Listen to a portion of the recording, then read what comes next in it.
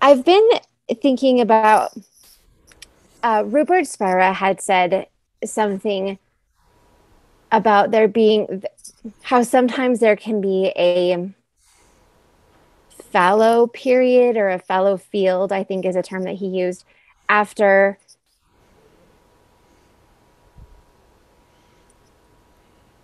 awakening or after, realizing who you truly are. And this fallow time usually can look like a loss of interest, a loss of desire, a really deep, abiding peace, but nothing is arising in you. And I'm curious if you know what I'm talking about, and if you can speak to that at all. Yes, it's not necessarily a disappearance of the desire. It's a collapse of the desire for phenomena and object, and a redirection of the desire towards the truth. So that the usual things you were interested in, they lose. Some of them definitely, others temporarily, their attraction. For instance, in my case, definitely going to nightclubs that lost complete attraction, or the residual attraction it had at the time. But other things, for instance, I stopped playing tennis, or I stopped skiing, to a large extent because my teacher didn't do sports. But later on in my life, I resumed that. So there was a temporary lack of attraction for some activities that later on I enjoyed again. For many years, for instance, I wasn't watching TV, and then later on I bought a TV set, started watching the news again. So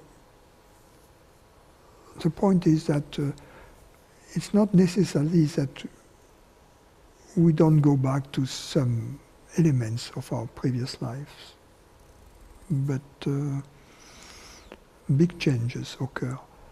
The most significant perhaps is with the kind of people, about the kind of company I like to keep, that really the people, the company of which I discovered I enjoy the most were truth lovers.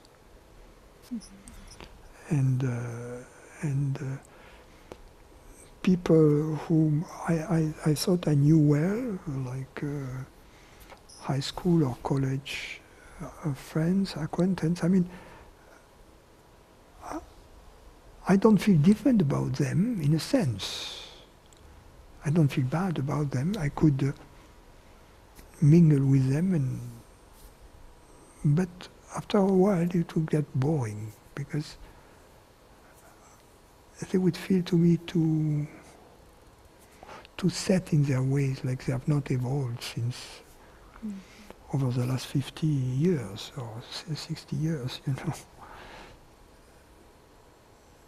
So there is a distancing that takes place. Not that we don't like them or don't love them, but we find better company to keep. Usually like-minded company. People who are in love with the truth. These have become our real close friends. Same thing with relatives also. Mm-hmm. So, and perhaps it's not always the case, but it's something I've observed in my case, these changes. Jean Klein used to refer to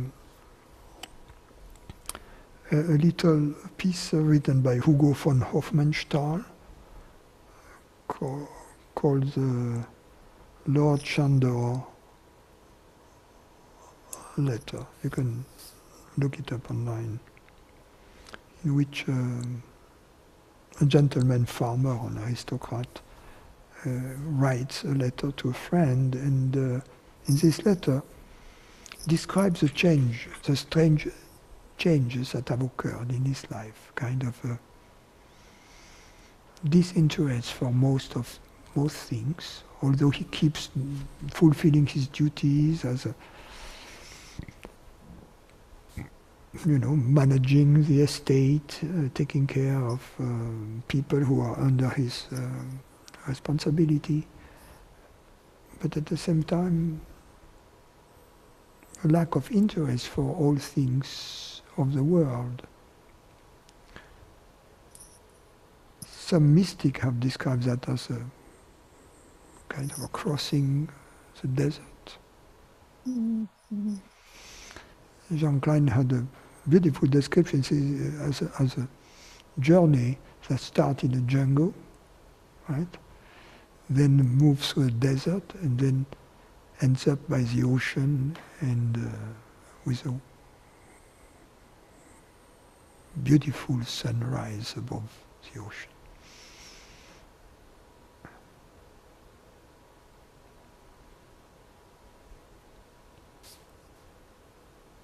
That sounds right.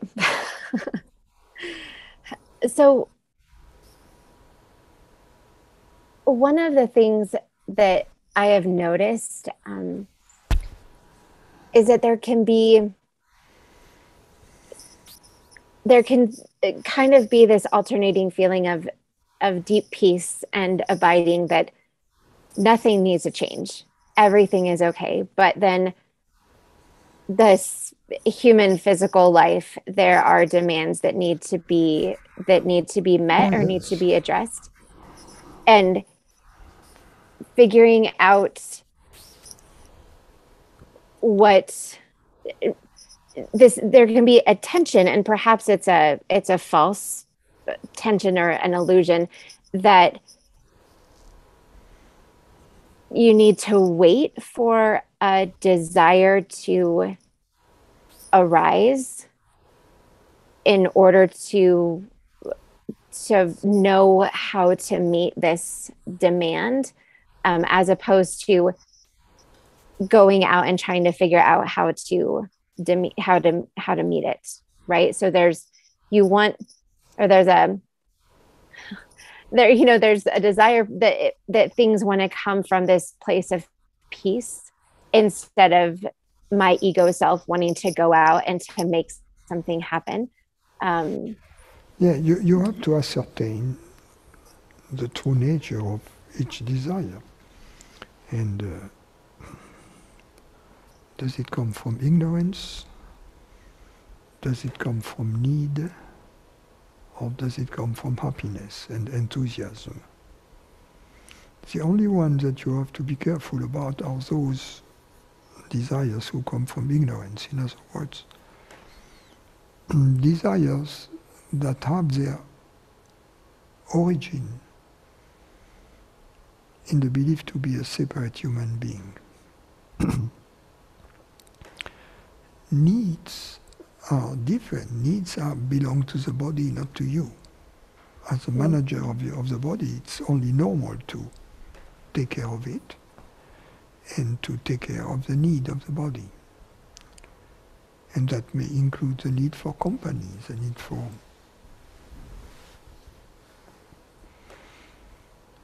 social interaction. In other words, there are physical needs like food, shelter, etc.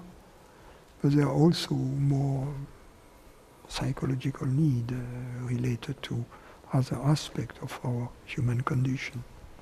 But these are needs. And as a manager of the body, you take care of them. And they're normal. They are not personal desires. You don't have to do anything about these. Just do your best to take care of it. And then there are desires that come from happiness. Oh, it would be fun to watch a movie. It would be fun to invite friends. It would be fun. You see, if it doesn't happen, that's okay. You see, this type of desire.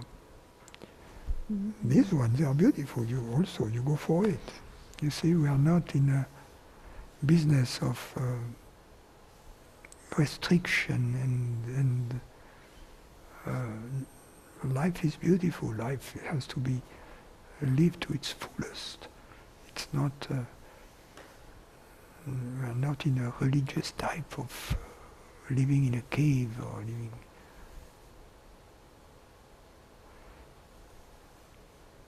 But it has to come not from misery as a possible way to get out of misery, but it has to come from enthusiasm, joy already.